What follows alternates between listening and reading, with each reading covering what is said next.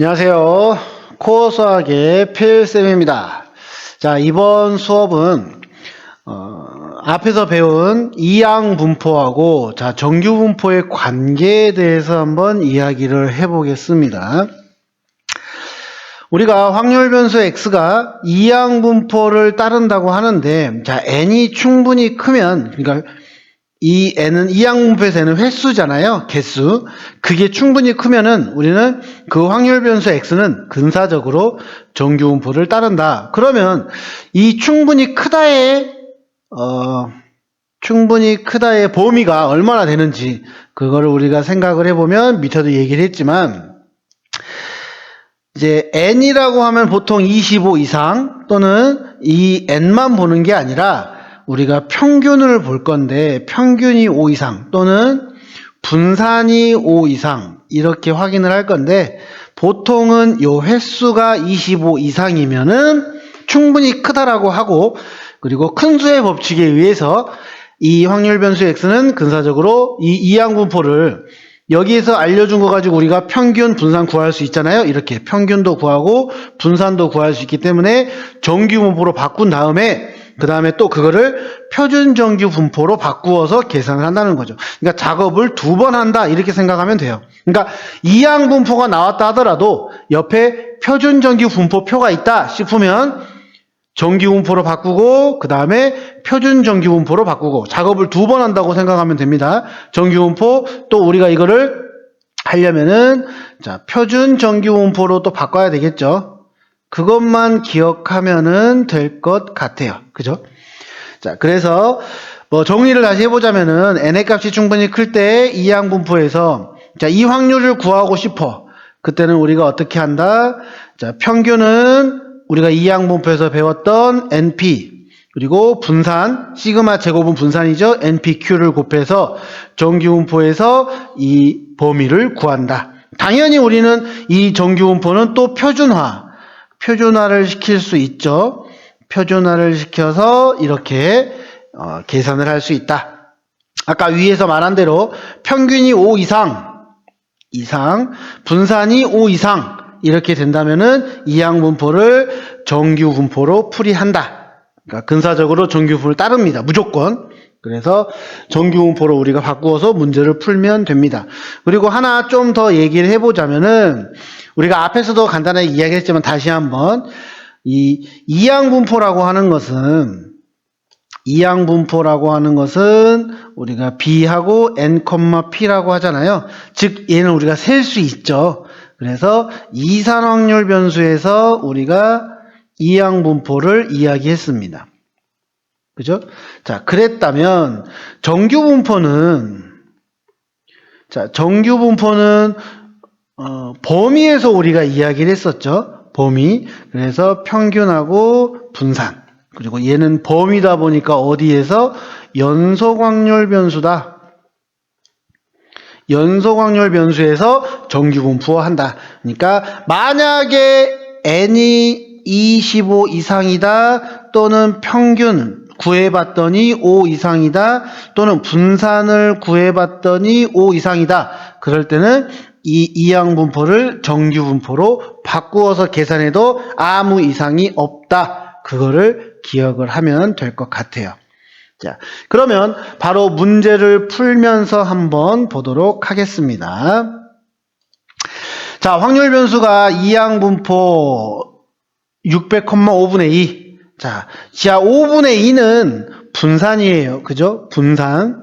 자, 이거를 따른데, 근데 표준 정규분포를 하래. 그럼 나는 이 이항분포를 뭘로 바꾸자? 정규분포로 바꾸자. 왜? 600 충분히 큰 수죠. 자, 그럼 평균부터 구할게요. 평균을 하면 m이라고 하겠습니다. 그냥. 자, 얘는 n 곱하기 확률 이렇게 계산이 되겠죠. 그러면 얘가 몇이 돼요? 240이 되고요. 그 다음에 분산은 240에 이게 np니까 240 곱하기 5분의 3이죠.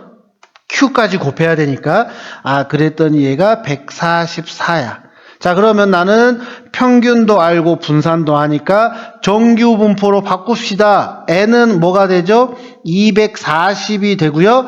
144를 쓰는 게 아니라 표준 편차로 제곱으로 표현을 하자는 거죠. 어차피 나는 12를 쓸 거니까. 자, 이제 이렇게 되어 있는 것들을 우리는 또 표준화로 해볼게요. 자, P 바로 할게요. 12분의 시그마분의 204 마이너스 240 그리고 Z죠. 그 다음에 12분의 264 마이너스 240 자, 그럼 얘가 어떻게 바뀌느냐? 얘는 마이너스 36 그래서 3 그리고 Z 그리고 얘는 24니까 2 이렇게 되겠네요. 그러면 얘는 또 우리가 어떻게 바꿔요? P 마이너스 3부터 0까지 항상 0을 기준으로 나누자고. 그러면 또 P 0부터 2까지. 자, 근데 얘는 또 우리가 이렇게 바꾸죠. 0부터 3까지. 그럼 난 요거하고 요것만 알면 되는 거잖아. 근데 위에 있어요. 자, 0부터 Z, 3까지는 얘네. 자, 얘는 0.4987. 그리고 얘는 2까지니까 여기 0.4772. 그래서 이 둘을 계산해 보면 0.9759 이렇게 답이 나온다는 거죠. 할 수 있겠죠? 충분히 여러분들이 정말 쉽게 할 수 있습니다. 자, 그 다음에 두 번째. 자, 이놈도 우리가 똑같이 표준화를 해볼게요. 자, P, Z가 될 거고, 12분의 표준편차, 그리고 252에서 240을 뺍니다. 자, 그러니까 얘는 1보다 작거나 같아. 그죠? 그러면 얘는 우리가 어떻게 나눠야 돼요? 0.5, 그리고 음수인 부분, 그리고 우리는 0부터 1까지 합이죠. 그런데 얘는 또 여기 있죠? 1. 그러면 이거 더하면 되는 거야. 0.5 플러스 0.3413. 자, 그래서 계산을 해보니까 0.8413 이렇게 답이 나오는 거죠. 어렵지 않죠? 이항분포를 정규분포로, 그 다음에 정규분포를 표준화시켜서 표준정규분포로. 그래야 나는 뭘 이용해? 이 표를 이용할 수 있으니까. 그것만 기억하면 될 것 같습니다. 자, 이제 두 번째. 어떤 환자에게 약을 투여했는데 치유될 확률 P죠.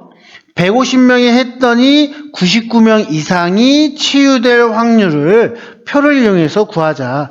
그럼 나는 뭐부터 하자? 150명한테 투여했잖아, 횟수가. 그래서 이항분포가 먼저 나와야 돼. 자, 150, 확률, 치유될 확률 10분의 6이니까 5분의 3. 그러면 치유되지 않은 확률 5분의 2 잘 기억해 놓고, 얘가 바로 N, 얘가 P 이거니까. 그럼 뭐부터 구하자? 나는 150 충분히 크잖아요. 그래서 정규분포로 바꾸자.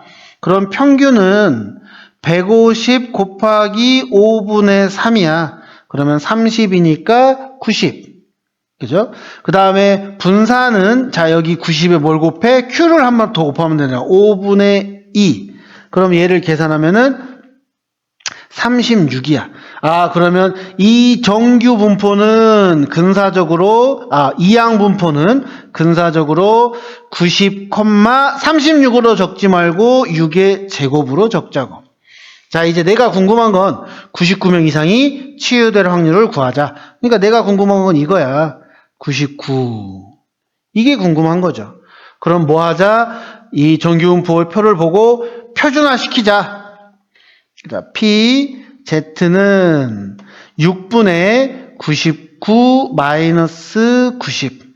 그러면 P, Z는 6분의 9니까 1.5. 요거죠. 근데 얘는 못 구한다니까 어떻게 구해야 돼? 0.5에서 뺀다는 거죠. 0에서부터 1.5까지를 빼자. 어디 있어? 여기 있네. 그럼 요거 계산하면 되니까 0.5 마이너스 0.4332가 되겠죠. 자, 그러면 얘는 0.0668이 됩니다. 확률이 얘라고요. 그죠? 이렇게 놔둬도 되고, 뭐, 확률을 굳이 한다면은 6.68% 이렇게 표현해도 상관없는데, 그냥 이렇게 놔둬도 아무 상관없습니다. 꼭 기억해야 될 게, 이항분포 먼저 찾고, 그래서 식을 먼저 찾아놔야겠죠? 그 다음에 그걸 가지고 계산을 해서 정규분포화 시키고, 왜? n이 충분히 크니까, 충분히 큰 수니까 근사적으로 정규분포를 따른다. 무조건. 근데 거의 이항분포가 나오는 문제들은 다 정규분포화 시킨다. 이렇게 생각하면 될 것 같아요. 그리고 확률, P, 그러면 Q도 찾아놓고, 그래서 그 다음에 해야 될 게 뭐? 표준화. 그 다음에 표를 보고 답을 구하면 된다는 거죠. 이항분포를 정규분포로, 정규분포를 표준정규분포로, 이런 과정, 2번 한다. 이렇게 생각하면 될 것 같습니다. 자, 이렇게 해서 이항분포와 정규분포의 관계까지 마무리를 했어요. 수고하셨습니다.